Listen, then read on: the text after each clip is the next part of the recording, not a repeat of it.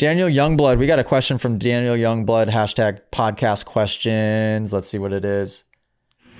Hey AJ, what's going on, Moto Academy fam? Quick question. I'm very comfortable with casing jumps. Now, I'm very scared to overjump the jumps. I know I got the speed, I know I can do it, I know I can hit jumps. I'm just very afraid to overjump and everything go to hell. Even though I know I can control it, know all the steps to landing, but I'm just scared to do it. Is there any tips or hints you can give me to get over that? Thanks, bro. Later. Daniel Youngblood, amazing guy, amazing family. Miss you, dude. See you in Florida, hopefully.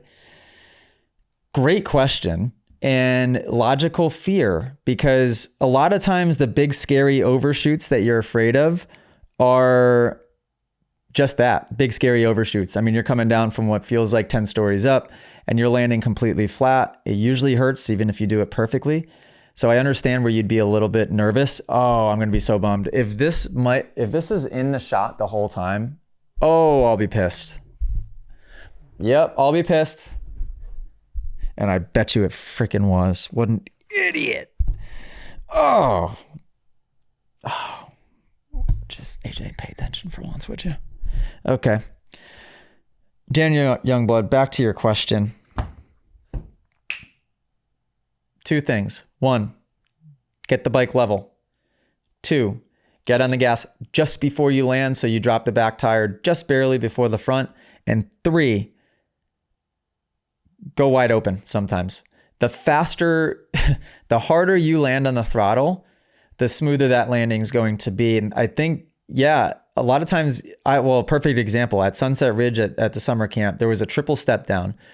Super fun jump, fun scrub jump, but it was going down a hill. And it was a step down, so the takeoff was super steep. The landing was this tiny little landing.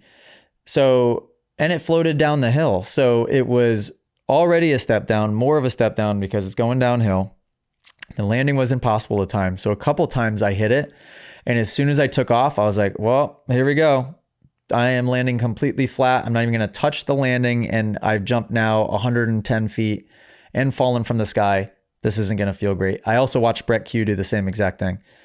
And anybody that would have listened to that or anybody that was on property at the time, it probably sounded pretty ugly because I went to go whip. And as soon as I went to go whip, I knew that I was going to overshoot. So what I did right away is I panic revved, like as soon as I took off, to bring the bike back around. And then when you do a whip, the bike is supposed to dip front end low.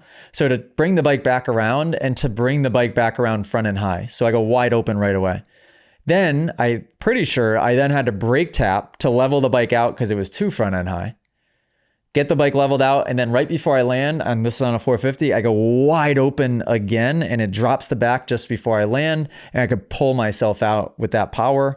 That was fourth gear on a 450. So quite a bit of power coming out from that. What I would do to build confidence is practice on smaller tabletops that aren't shooting you super high in the air.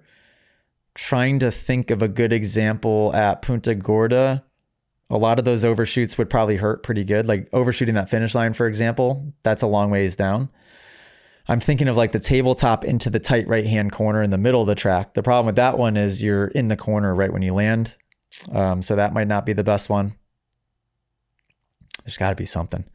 But pick a tabletop that you don't get that much height and then just practice jumping out and landing on flat. Or a great drill, find a roller somewhere that you can just start jumping to the flat and just get more accustomed to what it feels like to launch something and to land on flat ground. That's all. You're used to landing on the landing and you just got to practice jumping to flat. That could have been answered in 5 seconds. Whoopsie daisy. If you guys enjoyed this podcast clip and you want to listen to full episodes, you can do so on Spotify and Apple Music. If you want to send in your own video submission, you can join us in the Moto Academy family inside of the Moto Academy app by just going to themotoacademy.com. That's also where you can sign up for a class. Okay, guys, see you next episode.